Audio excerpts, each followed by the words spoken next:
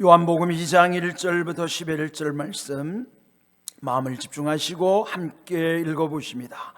사흘째 되던 날 갈릴리 가나에 혼례가 있어 예수의 어머니도 거기 계시고 예수와 그 제자들도 혼례의 청함을 받았더니 포도주가 떨어진지라. 예수의 어머니가 예수에게 이르되 저들에게 포도주가 없다 하니 예수께서 이르시되 여자여 나와 무슨 상관이 있나이까? 내 때가 아직 이르지 아니하였나이다. 그의 어머니가 하인들에게 이르되 너희에게 무슨 말을 하시든지 그대로 하라 하니라. 거기에 유대인의 정결 예식을 따라 두세 통 드는 돌 항아리 6이 놓였는지라.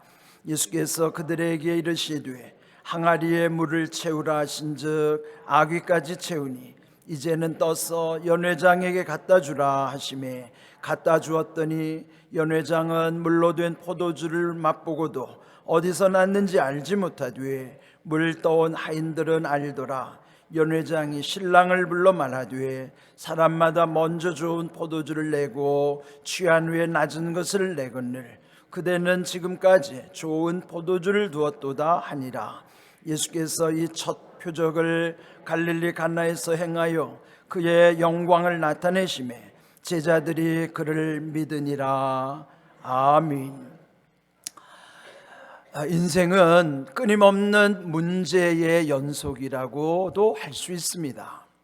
올해도 믿음으로 출발했지만은 또 우리 앞에 어떤 일들이 일어날지 우리는 아무도 알 수가 없습니다. 그러나 문제를 만나기 원하는 사람은 아무도 없지만 그 문제를 만났을 때에 그 문제를 대하는 태도와 문제 해결의 방법은 다양합니다. 오늘 이 주신 말씀은 예수님의 표적 가운데 우리에게 주신 그 문제 해결 방법에 대한 지혜를 주시는 말씀이기도 한 것입니다. 오늘 읽은 11절 말씀에 보면은 예수께서 이 첫 표적을 갈릴리 가나에서 행하여 그의 영광을 나타내시매 제자들이 믿으니라. 오늘 보시면은 여기 표적이라고 하는 말씀이 나와요. 이 표적을 특별히 요한 사도는 이 요한복음서에서 7가지를 강조합니다. 물론 예수님이 행하신 표적은 7가지만이 아니죠. 훨씬 더 많은 기사와 이적과 표적을 행하셨음에도 불구하고 요한 사도는 7가지를 더 강조하는 내용이 이 요한복음 전체에 기록이 되어 있습니다. 그런데 오늘 이 말씀에 보면은 그 7 중요한 표적 가운데 첫 번째 표적임을 강조하고 있는 것이에요. 그런데 이 표적을 나타내시고자 하는 중요한 목적을 여기서 발견하게 됩니다. 왜 주님이 이런 표적을 주시는가? 이 말씀 속에 보면은 그 표적 속에는 하나님의 영광이 나타나 있다는 것이에요. 또 두 번째로는 그로 인하여 제자들이 믿게 되었다. 그렇다면 이 성경에 담겨져 있는 표적뿐만 아니라 우리의 삶 속에서 나타나는 다양한 표적들 속에도 하나님은 거기 하나님의 영광을 나타내시고 그 가운데 우리의 믿음을 불러일으키시고자 하는 중요한 목표가 있다고 하는 것이에요. 그러므로 오늘 이 말씀 속에 표적의 의미를 잘 새겨야만 하는 것입니다. 표적, 말 그대로 풀자면 겉으로 나타난 흔적이죠. 그런데 이 신약 성경을 기록한 헬라어에서는 세메이온, 여기서 나온 영어가 사인이에요. 우리 흔히 사인이라고 하면 물론 교통표지판도 트래픽 사인이라고 하지만 또 여러분 이따 그 운동 경기를 지켜보면은 그 감독과 선수들 간에 자기들만 아는 신호로 사인을 보내잖아요. 남들은 몰라요. 자기들은 알아요. 이렇게 사인이라고 하는 것은 서로 아는 사람들끼리 주고받는 그런 것이 사인이라고요. 또 성경은 예수님이 나타내신 이런 표적을 기적 사건으로 보여주시죠. 영어로 miraculous sign이라고 하는 놀라운 어떤 기적 사건, 그 속에는 하나님의 계시를 담고 있습니다. 그러므로 이런 모든 표적, 기사 이런 것은 성경에만 있는 것이 아니라 우리 역사 가운데도 또 여러분의 일상 속에서도 어떤 현상이 나타나는데, 그런 현상 속에 거기 하나님의 뜻을 깨닫게 되면 그것은 깨닫는 사람에게 주시는 표적이에요. 그러므로 이 표적은 성경에만 있는 것도 아닙니다. 역사 속에도, 우리 일상 속에도 이런 다양한 표적들이 있습니다. 중요한 것은 내가 그것을 어떻게 깨닫느냐, 지혜가 중요한 것이죠. 오늘 이 표적을 통해서 여기 예수님이 나타내 주신 첫 번째 표적, 너무나 잘 아시는 가나 혼인잔치에서 그 포도주가 떨어졌을 때 물이 변하여 포도주가 되게 하신 사건이에요. 오늘 이 과정 속에서 아주 중요한 역할을 하는 예수님의 어머니 마리아의 역할이 있습니다.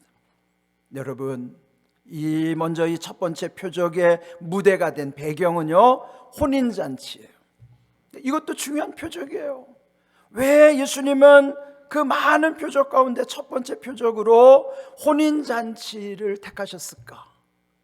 이것은 우리 성경 속에서도 보면은 천국에 이르를 때에 거기는 혼인잔치에 비유하는 거예요. 그 기쁨을 누리게 하시는데, 이 혼인잔치는 천국에 대한 소망을 갖게 하는 표현이기도 해요.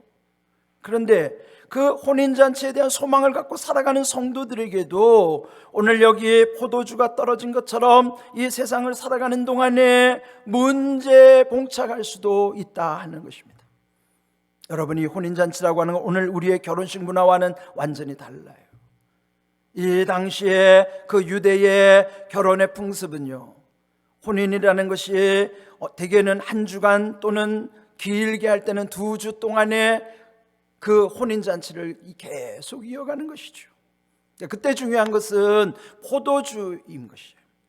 그러나 이건 평소에 마시는 포도주와 다른 것입니다. 혼인잔치에 쓰이는 포도주는 아주 특별하고 귀한 것이에요.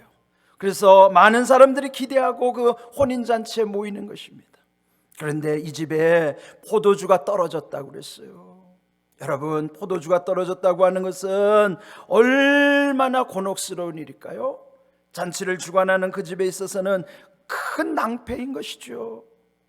그런데요, 이 포도주가 떨어진 것처럼 또 예수님이 베드로를 처음 만나 주실 때에 베드로도 그와 같은 경험을 했던 것이에요.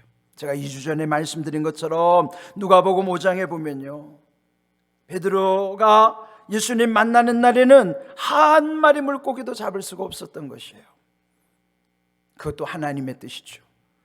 그 이전에 자기 경험 속에서는 그는 늘 경험에 의지하여 물고기를 늘 많이 잡았는데, 그날은 자기 경험이 완전히 이 경험으로 안 되는가를 깨닫게 된 것입니다. 예수님을 만나서 예수님이 그에게 깊은 곳으로 가서 그물을 내리라고 그랬을 때에, 사실 그 예수님이 명령하신 것은 자기 경험하고는 틀린 경험이에요. 그렇다면 예수님에게 얼마든지 대꾸할 수 있었을 것이에요. 예수님, 제 경험상 지금 이 시간에는 특별히 깊은 곳에 고기가 없습니다. 이렇게도 대꾸할 수 있었을 것이에요. 근데 베드로는 자기 경험 내려놓고 주님 말씀하신 것에 대해서 이렇게 먼저 고백하는 거예요. 우리들끼리 밤새도록 수고했지만 잡은 것이 없었습니다. 이게 뭐예요? 헛수고하는 인생이라는 것을 먼저 주님께 있는 그대로를 솔직하게 고백하는 내용이에요. 여러분, 우리 경험으로는 안 되는 것이에요.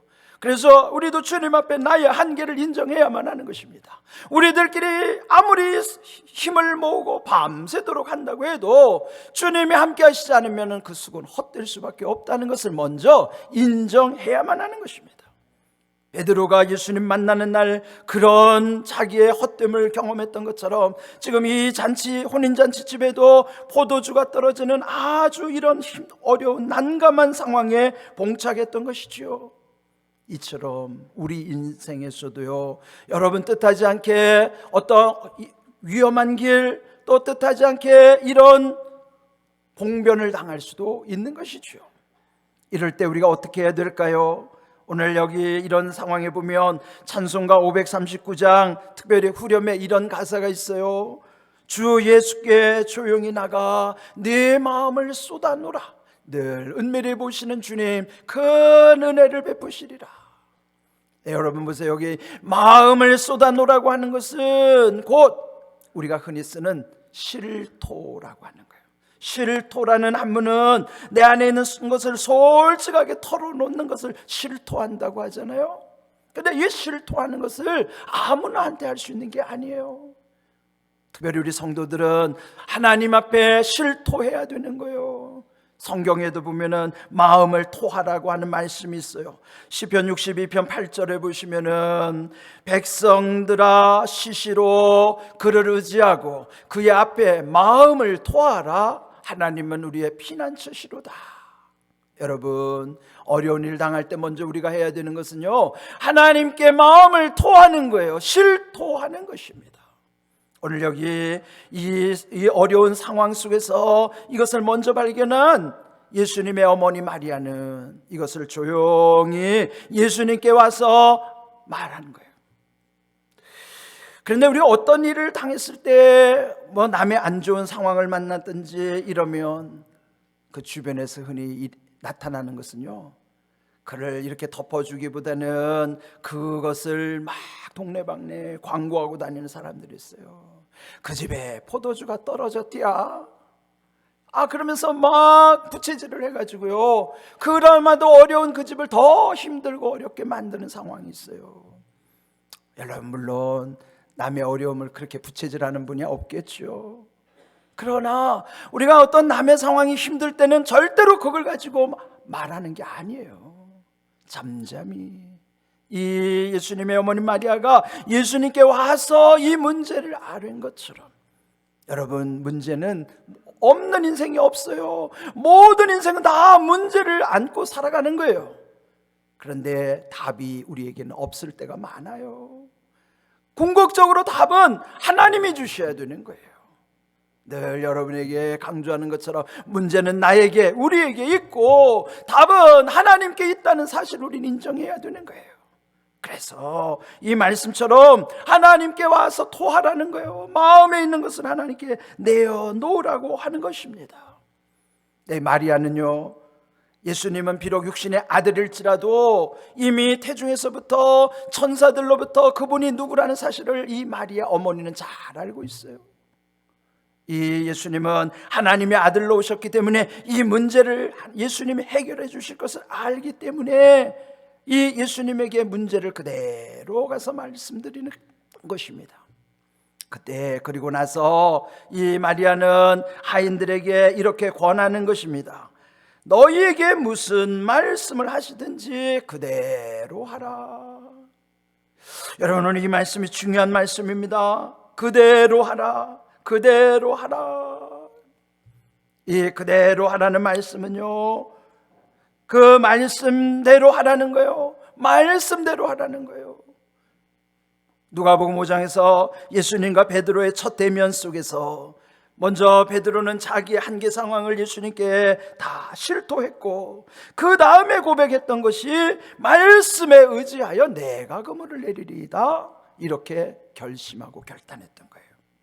자기 경험을 내려놓고 예수님 말씀하셨으므로 내 경험과는 다르다 할지라도 주님의 명령을 앞세우고 말씀대로 그는 깊은 곳에 가서 그물을 내리게 된 것이죠. 여러분, 우리도요, 비록 말씀 속에서 내 경험과 다르다 할지라도 하나님이 명령하셨고 하나님의 뜻이라면 먼저 말씀대로 순종해야만 하는 것입니다. 그대로 하라는 말씀은 말씀대로 순종하라고 하는 것이에요. 그 다음에 주신 말씀 6절에, 누가복음 5장 6절에 보면 그렇게 하니, 말씀대로 했더니, 그대로 했더니 그 결과는 놀라운 일이었어요. 고기를 잡은 것이 심이 많아서 그물이 찢어졌다고 그랬고요, 자기 배뿐만 아니라 옆에 있는 동료의 배도, 그래서 자기와 그 동료의 그 두 배의 만선을 이루게 되었어요. 채울 뿐만 아니라 잠기게 되었다고 그랬습니다.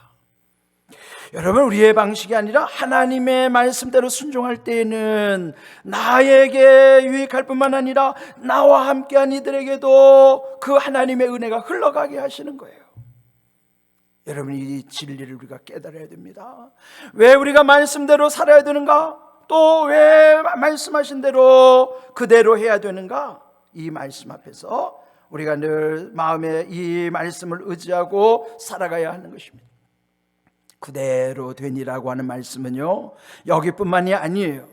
창세기 1장에 하나님이 천지를 창조하실 때예요. 거기에 1장에 보면 몇 가지 반복되는 말씀들이 있어요.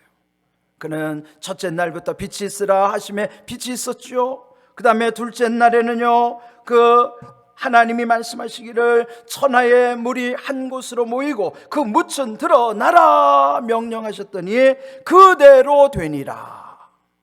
그대로 되니라는 말씀이 무려 창세기 1장에 6번이나 강조되고 있고요. 그 다음에 또 반복적으로 표현되는 것이 하나님이 보시기에 좋았더라. 마지막은 하나님이 보시기에 심히 좋았더라. 이렇게 창세기 1장에는 그 말씀이 반복되는 거예요. 뿐만 아니라 출애굽기 40장은 마지막 장이에요. 출애굽기 마지막 장인데 모세에게 명령하신 대로 모세는 모든 것을 다 준행했어요. 그런데 그 40장에 보면은 이런 표현이 무려 7번이나 나옵니다. 여호와께서 모세에게 명령하신 대로 되니라. 그 말 한마디로 표현, 말씀하신 대로 되니라, 그대로 되니라, 그런 말씀이라. 그렇다면 창세기 1장뿐만 아니라 출애굽기의 결론 40장뿐만 아니라 또 이 베드로를 처음 만났을 때뿐만 아니라 오늘 이 사건의 배경이 되었던 이 혼인잔치집에서의 이 상황 속에서도 그 주님의 말씀대로 했더니 그 말씀의 능력이 그 삶 속에서 나타나게 하신 것이에요. 여러분 명심하십시오. 중요한 것은 우리에게 이 말씀이 들려지는 것이 은혜이고 말씀대로 내가 순종하는 것이 그 말씀대로 이루어지는 비결인 것이에요. 오늘 주신 이 말씀의 결국은 이 결론은요, 그 연회장에게 그 물로 된 포도주를 갖다 준 것이에요.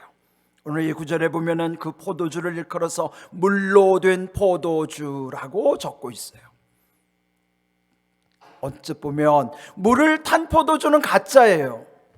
그런데 예수님이 물을 타서 가짜 포도주를 주신 게 아니라 실제로 물이었지만 본질이 포도주로 완전히 바뀌어진 정말 좋은 포도주를 주신 것이에요. 근데 그 연회장은 그 사실을 알지 못했죠. 그리고 그 연회장에게 가져다 준 포도주를 맛본 다음에 그가 이렇게 고백하는 것이에요. 사람마다 먼저 좋은 포도주를 내고 취한 후에 낮은 것을 내거늘 그대는 지금까지 좋은 포도주를 두었도다. 연회장은 그 혼인잔치를 주관하는 사람이에요. 그러니까 많은 집들마다 혼인잔치를 주관했을 거 아니겠어요. 근데 보통 집들을 보니까 이 일주일이나 2주 동안에 계속되는 이 잔치 속에 그 포도주 감당이 안 되니까 대개는 처음에 오면 좋은 포도주를 주었다가 좀 얼큰하게 취해서 맛을 분별할 수 없을 때쯤 되면은 조금 질이 떨어지는 포도주를 갖다 줬다는 거예요. 이게 모든 세상의 이치라는 게 이런 거예요. 처음에는 좋은 것 같다가 뒤에 가면은 좀 질이 떨어지는 거예요. 그런데 연회장이 볼 때 이 집은 다른 거예요. 이 집은 처음이나 나중이나, 그래서 이 집은 지금까지 좋은 포도주를 두었도다, 그 말이에요. 이게 무슨 의미일까요? 처음이나 나중이나 달라지지 않고 한결같은 것입니다. 그리스도인들은요 이렇게 살아야 돼요. 앞뒤가 다르면 안 되는 거예요. 교회 안에서의 생활과 밖에서의 생활이 다르면 안 되는 거예요. 성도의 삶은 교회 안에서 예배자의 삶이나 밖에서 사회생활을 하든지 그 모습이 본질이 똑같아야죠. 교회에 오면 천사요, 밖에 나가면 세상 사람보다도 더 악마같이 살아가면 그거는 다른 거죠. 여러분, 우리는 늘 시작과 끝이 같아야 돼요. 시종여일할 뿐만 아니라 또 시종일관해야 돼요. 일관이란 하나로 꿰뚫는다는 거 아니에요. 시 처음과 종 끝이 하나로 꿰뚫어지는 거예요. 다르지 않다는 것이죠. 성도의 삶은 이런 모습에만 하는 것이죠. 그런데 오늘날 교회가 또 성도들이 세상으로부터 지탄받는 이유가 뭘까요? 앞뒤가 다른 거예요. 교회도 그렇고 성도도 그렇고. 그러니까 세상 사람들이 볼 때는 혼란스러워요. 성도는 이러면 안 된다는 걸 세상 사람들은 너무나 잘 알아요. 자기들은 그렇게 못 살면서 그래도 교회는 이러면 안 되고 성도는 이렇게 되면 안 된다는 걸 그들도 너무나 잘 알아요. 여러분, 이걸 우리 지켜야 됩니다. 근데 이거를 여러분 이제 조금만 계속 이런 모습을 보여준다면 그 사람들이 언젠가는 인정할 거예요. 교회가 그렇지 뭐, 교인들이 다 그렇지 뭐, 그러면 소망이 없는 것이에요. 그래도 지금 우리는 마지막 소망을 붙잡고 가는 거예요. 그래도 교회를 향해서 쓴소리를 하는 것이 아직은 희망이 남아있는 거예요. 성도는 앞뒤가 다르면 안 되는 거예요. 처음이나 나중이나. 그러나 여기처럼 이 포도주가 지금까지 좋은 것을 두었도다 라고 하는 것처럼 우리의 삶은 그러해야 되는 것입니다. 또 하나, 여기 한결같다는 것 외에도 성경에 보면요, 나중 것이 더 좋아진다는 표현도 성경은 강조하고 있습니다. 학개 2장 9절에 보시면요, 이 성전의 나중 영광이 이전 영광보다 크리라. 만군의 여호와의 말이니라. 내가 이곳에 평강을 주리라. 만군의 여호와의 말이니라. 학개 선지자 당시에는요, 그 폐허가 된 성전을 다시 재건하는 데 있어서 지금 새롭게 세워지는 이 성전은 이전의 영광보다도 이후에 주시는 영광이 훨씬 더 크다는 것이죠.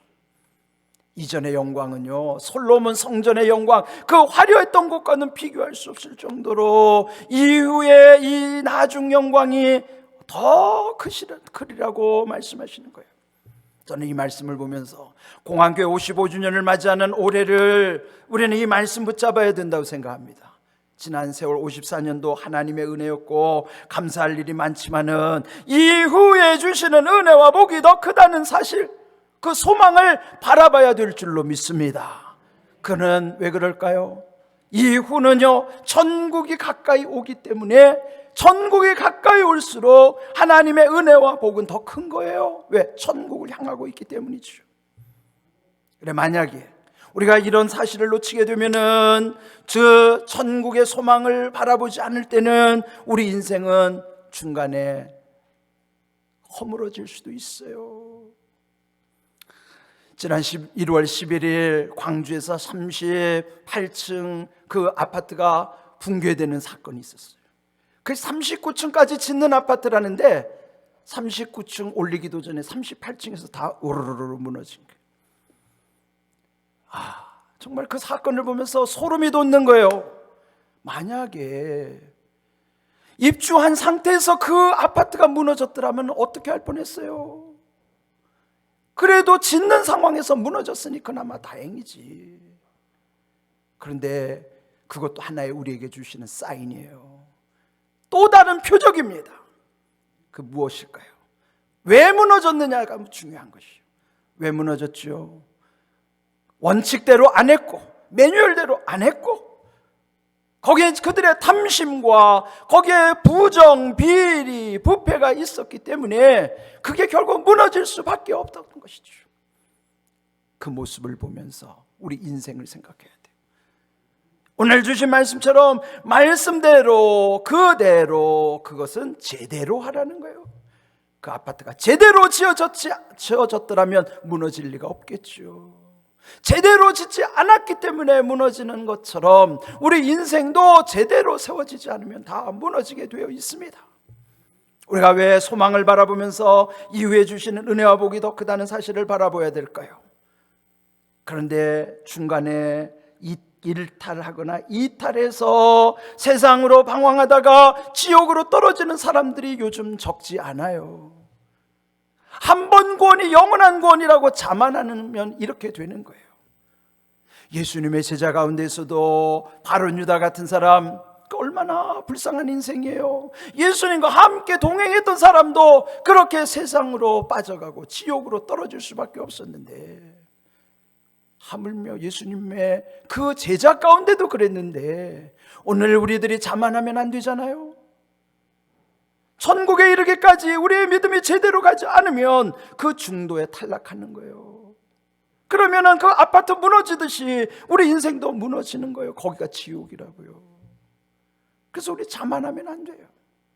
오늘 주신 이 말씀, 예수님의 어머니 마리아가 그 하인들에게 명했던 것처럼 이 음성은 우리 가운데 들려져야만 하는 것입니다.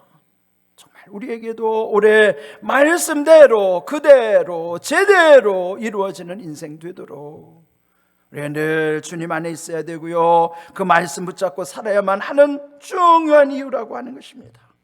오늘 이 주신 말씀을 우리 스스로 자기에게 적용하십시오. 이 첫 번째 표적처럼 오늘 우리 이 시대에도 보여주시는 많은 표적, 최근 이 광주 아파트 사태의 붕괴도 또 다른 반면교사로 삼아야 될 중요한 표적이라고요. 이렇게 깨달아지면 그 속에는 하나님의 음성이 들리는 거예요. 어떤 음성일까요? 제대로 하라, 말씀대로 하라, 말씀하신 대로 그대로 하라. 이 말씀이 올해 여러분 귓전에 울린다면은 우리 인생은 바르게 세워질 것이고, 그 말씀처럼 올해는 우리가 함께 기도하는 것처럼 영원한 언약 붙잡을 때에 확실한 은혜를 누리게 될 줄로 믿습니다. 우리는 그 믿음 가지고 살아가는 거예요. 세상의 이치대로 사는 게 아니에요. 하나님이 주시는 은혜를 바라보면서 늘 감사하는 믿음 가운데 살아갈 수 있기를 주님의 이름으로 축복합니다. 아멘.